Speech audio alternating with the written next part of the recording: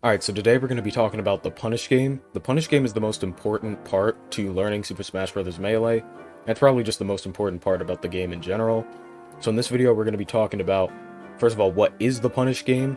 And then secondly, what makes a good punish game, an average punish game, a bad punish game, how to improve at your punish game, etc.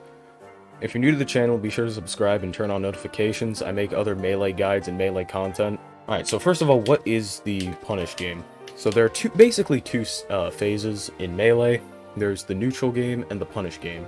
The neutral game is when neither player has a significant advantage over the other, and you're fighting using your tools to be able to create an advantage to lead into the punish game, which is basically once you've hit your opponent, and you're trying to turn that advantage into as much damage as possible, or a favorable position, like, say, juggling your opponent, or edge guarding your opponent. So, the punish game starts, obviously, usually after you've hit your opponent. You could hit them with basically any move, but there are 4 different types of moves in the punish game. There are launchers, knockdowns, weak hits, and finishers. Launchers are moves that knock your opponent up in the air. They allow for aerial combos, but normally you have to unlock them with a certain percent. So as you can see, Falcon Stomp is the most common launcher, it's pretty blatant. It launches them up in the air, but not enough at this percent. So, but once we hit, say, 60%, let's say we hit 60%, see how it launches Falco up. We could go for maybe an up air, a knee. We can go for aerial combos. Like that. A knockdown move is a move that forces your opponent, that hits your opponent into the ground and forces them to tech. So, Falcon Stomp at a lower percent,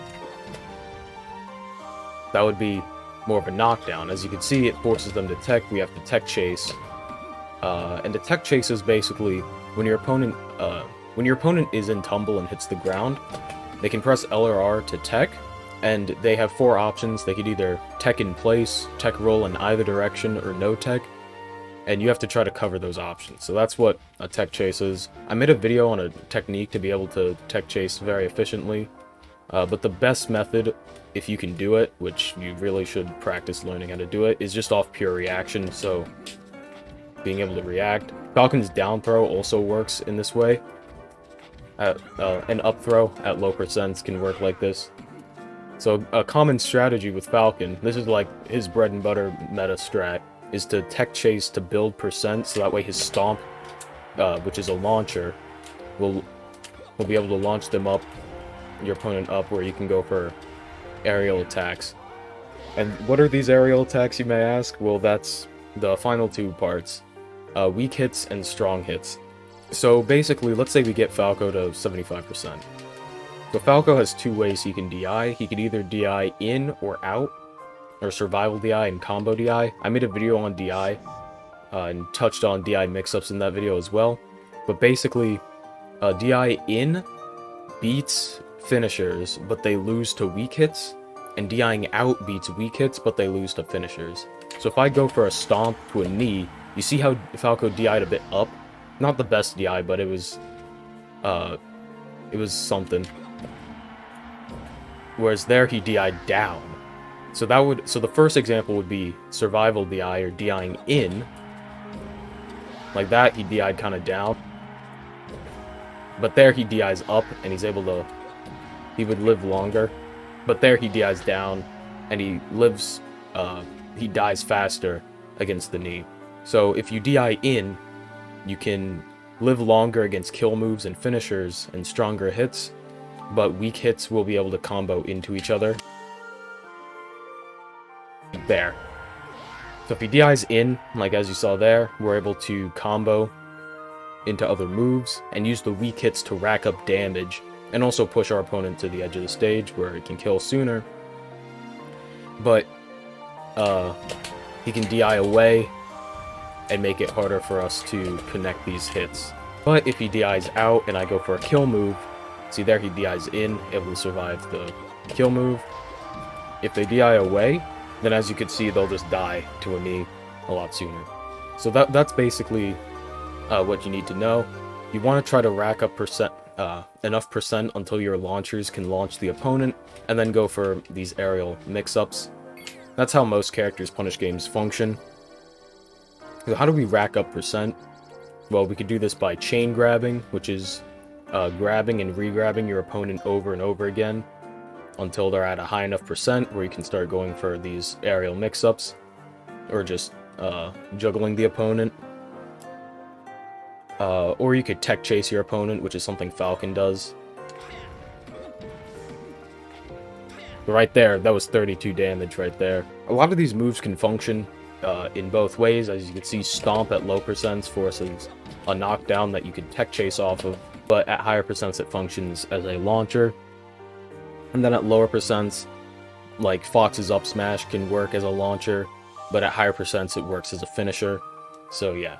The goal with having a punish game is to have a consistent punish game, not to have the most effective punish game. You don't want, if you could have either a punish game where every single opening you get 55%, or a punish game where once every 15 openings you get a 0 to death, it's more important to get that 50%, that 55-60% every time, than being able to hit 1-0 to death. You want to make sure that you're able to hit your bread and butters. Consistency is obviously key, so you want to make sure that you don't mess up the easy stuff, so like up throw, up air, wave shine, up smash. You want to make sure that you can hit those and hit your easy bread and butter punishes. The goal isn't to hit 0 to deaths, it's to not miss easy 0 to deaths, if that makes sense. So you want to start out with your kill confirms. So with Falcon, that would be like stomp knee, kneeing off of tech chases, maybe like a double knee near the ledge, up throw knee, or up throw forward smash can work. Up throw forward smash is a fun one to do. Generally, you want to use finishers when you want to launch your opponent away off stage, as the name suggests, and weak hits are when you want to keep them close. So yeah. Up throw knee can work. Down throw into maybe a tech chase knee. Stomp knee is obviously a combo. But yeah, you want to practice being able to get your bread and butters. Now after you get your bread and butters, you want bread and butter kill confirms and setups. Practice just doing your basic. Focus on bread and butters when you're first starting out. Like, that's the key. I know I've been saying bread and butter a lot, but that's what you want to focus on. Make sure that you don't mess up the easy things that you're going to use a lot in your matches. So for Falcon, practice tech chasing. Once again, I made a tech chasing method video detailing an easy way to tech chase. It's called the 50-50 method. I'll just talk about it here. But basically, tech in place is very hard to react to. So pure reaction tech chasing can be really difficult. So what you do is you use a move to cover tech in place. And since it comes out pretty fast, it'll also end up covering no tech. So you end up covering 50% of your opponent's options, with the other 50% being rolls, which are easy to react to, or easier to react to. So let's say I hit a stomp on Falco, I'll just stomp again in place, and if he techs in place, he'll get hit. If he doesn't tech, he'll get hit. The only way to avoid it is to roll in either direction, which we can save in our memory for later when we want to do this again, if we hit a stomp. So see how he doesn't tech, we're able to hit him with a stomp, another stomp. Nunn did this once against IBDW. He quit law school for this moment. That's what he did.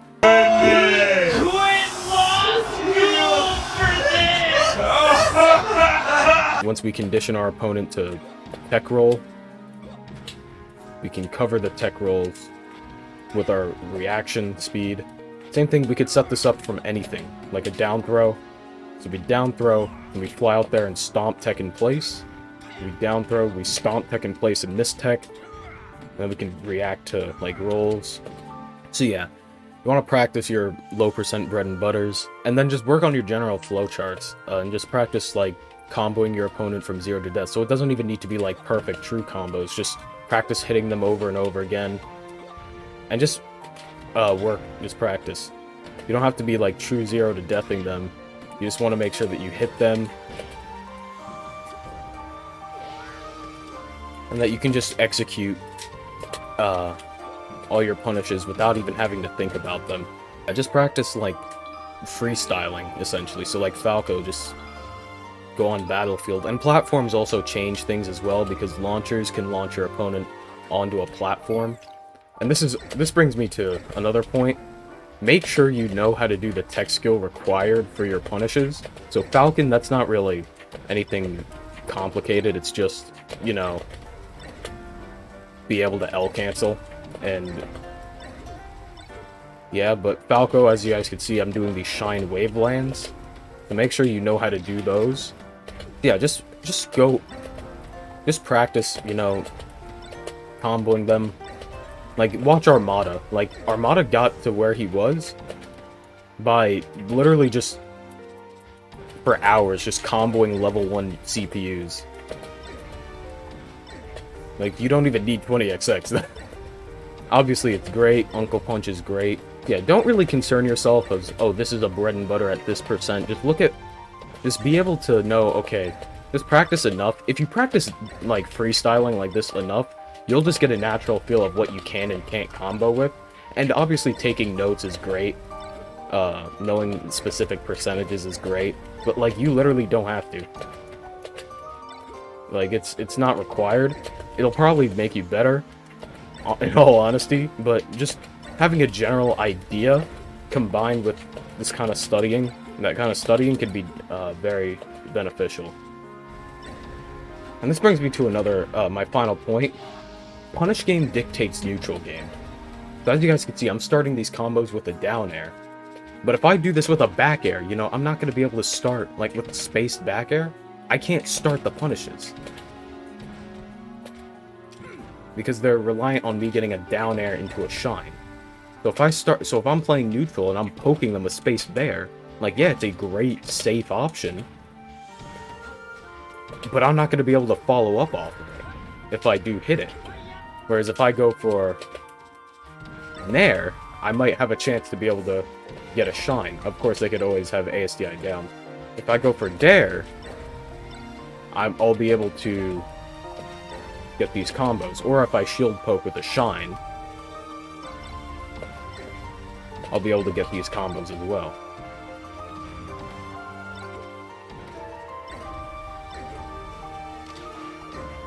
And remember, these punish game options change depending on the character. So like Marth, you know, he goes flying from Shine. Look at how much higher he goes compared to Fox. And the way I combo Marth is going to be slightly different from the way I combo Fox. Like now, down air acts as a sort of launcher against Marth at higher percent. So, you know, it depends on the character. Practice against everybody, obviously.